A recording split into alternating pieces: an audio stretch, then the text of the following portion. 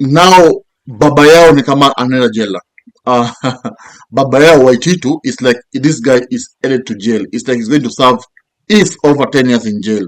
You see, this news is actually shocking Kenyans, as in from being a member of parliament, being a governor, now being taken to the gallows, to jail.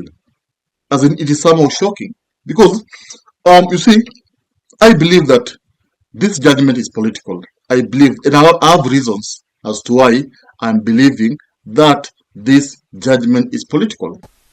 Nilikuwa mjumbe wa Embakasi, nikakuwa mjumbe wa Kabete. Hii ya governor ililetewa ugonjwa siku ile tulianza kuiba hapa Ruto ndio kwa maana nilitolewa kwa kiti ya governor. Lakini nikatosheka. Yule mtu anatoshekanga. Na mimi niko na amani. Ninaendelea huko Nairobi na wananchi wengi. Na sisi bwana deputy president tunaangalia tukiwa huko kwa street. Na watu wa street wanasema hivi ya kwamba hiyo mwito wako ya one man, one vote, one shilling. Hapo ndio sisi watu wa Mount Kenya tumesimamia. Sisi naunga wewe mkono kwa sababu tunajua shida ya watu wa Mount Kenya inaanza hapo. Kitu kingine bwana deputy president, sisi wewe ndio mkubwa wetu sahihi. Na sisi hatutaki kuona ukiwa mistreated ama disrespected. Sisi tunataka upewe heshima kwa sababu heshima yako inaoneshana heshima ya Mount Kenya region. Ile kitu tunasema kwa sababu tunajua wale tunapigana nao, tunashindana nao sio watu wachache. Wengine wao ni wanjanja, wengine wao hata ukora wako naye ndani. Let me take you back to 2019, 2018 when when Waititu was removed from office. Actually, he was impeached. Gave him corruption. And at the time of his impeachment, he was not a good friend to Uhuru Kenyatta. Why? Because Waititu was actually on the side of William Ruto. He was actually siding with Ruto. And Uhuru Kenyatta was not happy with the Mount Kenya people who were actually betraying him. And he was very bitter. In fact, I remember there was it was a press conference, whatever, where Uhuru Kenyatta actually lashed at, Gunjiri. Yeah? Nakamfire. In fact, even refused to greet Gunjiri kwa mkono. No. So, you see, this shows you that this CS was actually with Ruto. Uhuru refused to greet this CS. Uhuru lashed out at him, and Uhuru even destroyed their friendship. No. So, you see, it was betrayal. And at the time, Uhuru was actually fighting the people who were not siding with them. In fact, everyone who was on Ruto's camp were punished, including Gachagua. Gachagua alala weekend cell, all because he was actually with Ruto. It was that bad.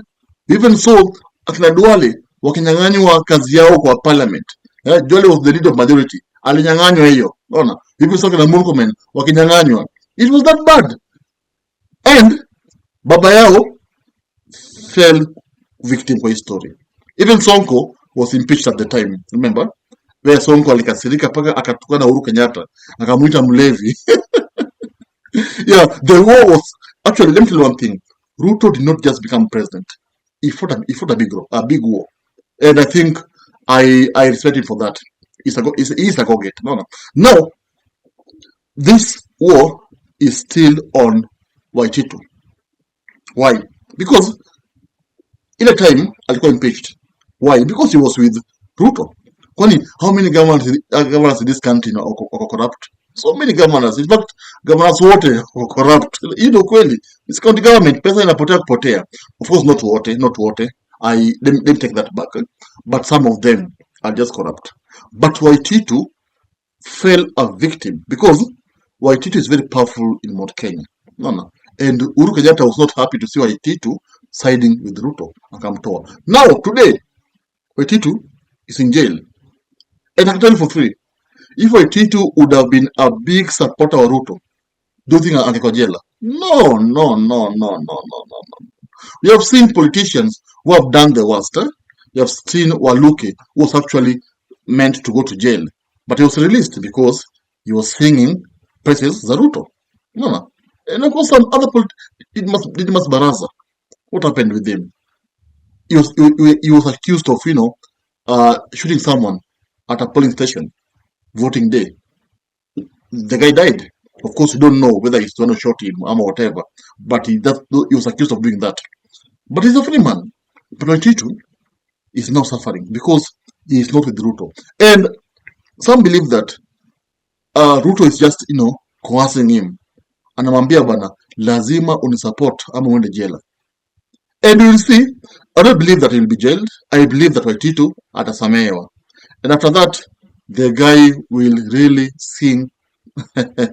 Ataimbia Ruto. Atakuwa side ya Ruto. He will be on William Ruto's side permanently. Why? Because ukikataa jela. In fact, Gachagua said that William Ruto akona file ya wabunge wote na leaders wote. Ukimtoka, he calls you, he tells you bana, nasikia unanitoka, nasikia kwa Gachagua.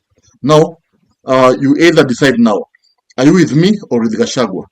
If you're with me, you are safe. No cases will haunt you. But if you are with Gachagua, then this and that is going to happen. I'm going to actually open the biggest case against you. I'm on you. Of course, kama mmoja umekula pesa ya wananchi, you will have to give in to Ruto's demand. You will have to say, okay, boss, I am with you. I'm not with Gachagua. No. And that's how politics is. Huh? See, these people who are supporting the president, not all of them love him. Some of them are there because there's nothing they can do. For example, Wetangula, there was some rumors sometimes back about impeaching Ruto na kila kitu, and immediately we had stories za EACC, mara ameshikwa, mara sio anachunguzwa. And I tell you what, these are real stories.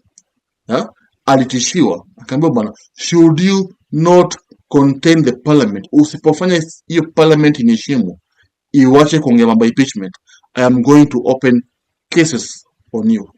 Wetangula had to go to Bungoma and praise William Ruto. No. That is how politics are in Kenya. Like, it's about, coercing someone. It's about, telling someone that you're either with me, ama I'm going to punish you. And this has not begun with Ruto. It was even there time Uhuru Kenyatta. We saw Uhuru Kenyatta, going after Gachagua na watu wengine, all because they were supporting Ruto. That's how it is. So now Waititu has to pay the ultimate price, and I think the goal is on his court. He has to decide whether akuna Ruto ama Gachagua. And why do you think Waititu matters in this Kenya politics? Waititu is very powerful. Remember, this is a former Kiambu governor. Waititu has a big say in Mount Kenya, so there is no way William Ruto will let him slip away kwa Gachagua. Ruto has to coerce him akuwe na yeye, na kama sivyo aamue penye yako. Ruto has to make sure that this Waititu ako kwa kampi yake.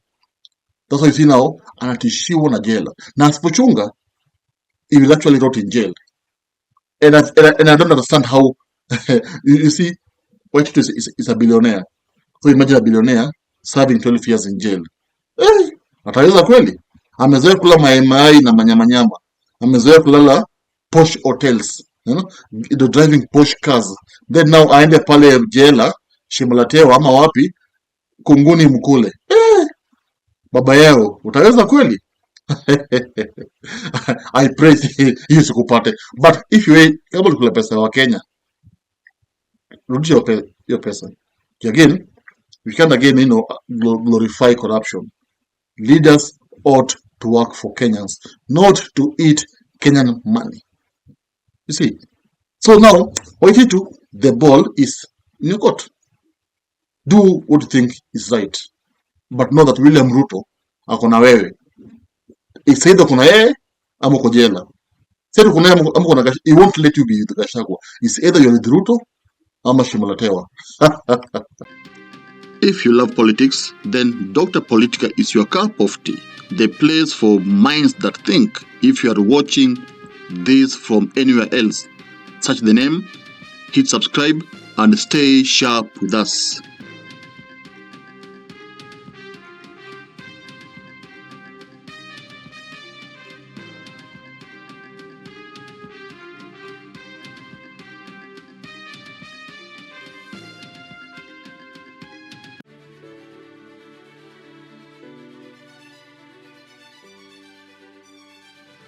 Thank you for making Dota Politica your home for fearless political truth.